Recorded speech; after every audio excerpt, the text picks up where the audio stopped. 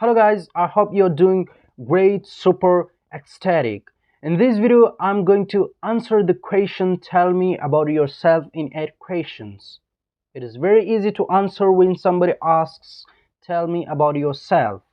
Like you can say, I'm so and so, I am from this village, this is my work experience, I am a positive thinker, but that's very easy. But what if somebody asks you questions? What if somebody asks one by one question? Then it becomes a little bit difficult. But don't worry about that. In this video, I'm going to share with you 8 common questions that have been asked by the interviewer in the interview. So the first question, and that is, who are you? Most people are confused here. When you ask, who are you, they directly tell you, I am a student, or I am this or that. But that's absolutely incorrect. When somebody asks you, who are you, what you have to do, you have to tell your name. You don't tell about your profession and about your place, your location. So if somebody asks you, then you have to answer your name, like I am so and so, or whatever your name is. And the second question, that is, what are you? Now, this what are you is for your profession. Like you have to tell about your profession, that what are you? If you are a student, you can say I'm a student, or if you have any work experience, then you can simply say that I was a teacher just 3 years back, or I'm a teacher. The third one, and that is, where are you from? Now, where are you from? As we all know, it is used for place. You have to tell about your location. Like I am from this city, I'm from this country, whatever. And the fourth question, that is also very important. That is, what is your work experience? Like you have to tell about your work experience, that what your work experience is. Like you can tell about your work experience is like, I was a teacher 3 years back, or I have 2 years of teaching experience. So you have to tell about your past work experiences, what kind of work you did in the past. And the fifth one is, what are your accomplishments? So what are your accomplishments as a student?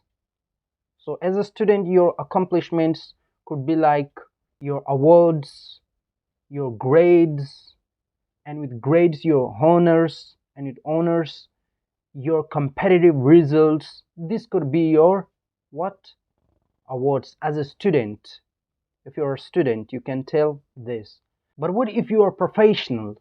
So if you are professional, then you can simply tell time that you spent for the company, or time that you saved for the company, and money that you saved for the company, like the things that you did for the business or for the company that you were doing, the accomplishments that you did for the company, the extraordinary things that you did for the company could be your accomplishments or achievements. The sixth question that is also asked in interviews, like, tell me about your aim. Like, what is your aim in life? Now, why do they ask you this question? They ask you this question because they want to check your mindset. Because it is attributed, there was a research that was done in Harvard University, and Harvard University is one of the greatest universities in the world. So it attributed that when a person gets a job or promotion, 85% of the time just because of his attitude, and only 15% of the time just because of his intelligence and knowledge. And it is surprising that we spend dollars, 100% of dollars, just by acquiring facts and figures that only account 15% of success in life. So you have to honestly tell about your aim, that what is your aim in life? And the sixth question, which is very, very prominent, very important, and that is tell me about your strengths. So you have to honestly tell about your strengths, because most people get failure and become successful in life just because of knowing their strengths and weaknesses. So just honestly tell them about your strengths. Like, let me share with you some of my strengths. I can say I'm a positive thinker, I do smart work rather than hard work, I'm punctual. Now, what does punctual means? Punctual means someone who does work on time. And you can say I'm pragmatic. Now, pragmatic means a practical person, and I look at positive side of life. So these are your strengths. You have to honestly just go within yourself and see what are your strengths and what are your weaknesses. Now, if they ask you about your weaknesses, then you tell about your weaknesses, but don't tell about your weaknesses by yourself. If they ask you the question, then you can tell about the weaknesses, but if they don't tell. Now, if they ask me about my weaknesses, I don't have any weaknesses, but I trust others easily. Now, why we should say I trust others easily? Now, all the great corporations, companies are formed by trust. They are formed by trust. If you can trust others easily, then it means that you are a kind-hearted person, but it is also a weakness, but it is a kind of a positive weakness, you can say. So these were the strengths and weaknesses. And the eighth one, which is also very essential, and that is what are your hobbies? Now, why the interviewer asks you this question? They ask you this question to know about your attractions, your connection to the things, because we all are most interconnected with hobbies.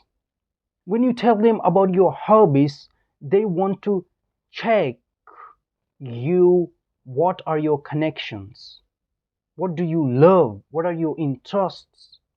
And it is said that we are what we love, and that's absolutely true. We are what we attract to. That's what we are. So if somebody asks me, or in the interview asks me this question, then what would be my reply? I would be like, I love visiting new places, I love writing, I love traveling new places, I love meeting new people, I love meeting strangers. Or the best hobbies you can tell, like I love reading. So these were the 8 questions, and in these 8 questions, tell me about yourself that is hidden. So that's all for today.